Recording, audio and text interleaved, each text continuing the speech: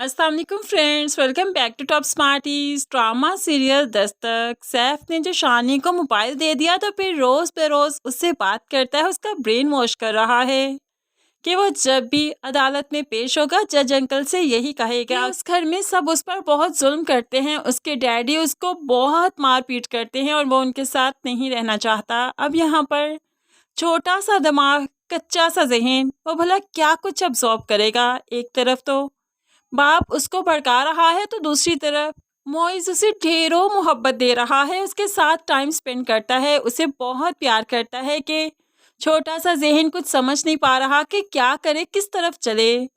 ऐसे ही तो बच्चे बहुत ज़्यादा डिस्टर्ब हो जाया करते हैं कि उनके फ्यूचर स्पॉइल हो जाते हैं। दूसरी तरफ अनिका जो कि बहुत चाहती है अपनी बहू को, वो चाहती है कि किरण भी हमेशा खुश रहे क्योंकि किरण मोइज की खुशी है, इसलिए तो उसे अपनी माँ के कंगन देती है शादी के तोहफे के तौर पर। ये लीजिए बेटा, आपके लिए मेरे और फिरोज साहिब की तरफ से।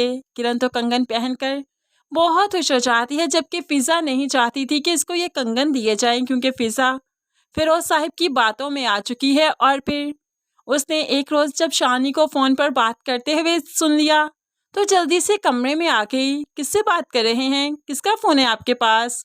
शानी तो घबराकर जल्दी से ब्लैंकेट में फ़ोन छुपा लेता है, लेकिन फिज़ा बच्ची नहीं, इसलिए वो जल्दी से फ़ोन पिक करती है और बात करने लगी तो सामने कॉल पर सैफ ही था। सैफ बता देता है कि मैं उसका वालिद हूँ, प्लीज़ आप किसी को मत बताइएगा कि शानी के पास फ़ोन है और मैंने उसको दिया है और मैं उससे बात करता हूँ।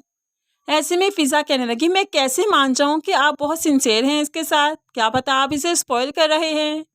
तो ऐसे में सैफ कहने लगा, ऐसी कोई बात नहीं, मैं अपनी बेटे से बहुत मोहब्बत करता हूँ और कोर्ट में केस भी कर रखा है, मैं इसे ले लूँगा। तो ऐसे में फिज़ा पूछने लगी, तो फिर आपने अपनी बीवी से रिश्ता क्यों ख़त्म किया था जब इतनी मोहब्बत है बेटे से? तो यहाँ पर सैफ ठंडी आह भरते हुए सारे ही झूठ बोलता है। वही मेरे साथ नहीं रहना चाहती थी, हर वक्त का लड़ाई झगड़ा चिक चिक, हर वक्त मुझे बहुत टॉर्चर करती थी, जिसकी वजह से गुस्से में आकर मैंने उसे छोड़ दिया, तलाक दे दी। अब यहाँ पर सैफ ने सिर्फ अपने मतलब की बात की, उसे सच तो नहीं बताया कि वो ही किसी और में इन्वॉल्व था और वही टफ टाइम देता था किरण को। लेकिन है यहाँ पर आहिस्ता ही आहिस्ता सब कुछ पता चल ही जाएगा। फिर आखिरकार एक दिन फिज़ा की मुलाकात कबीर से हो ही गई। दोनों के एयरपोर्ट पर बैग एक्सचेंज हो चुके हैं और दोनों के एक दूसरे के पास ही तो कपड़े हैं, सारा सामान है।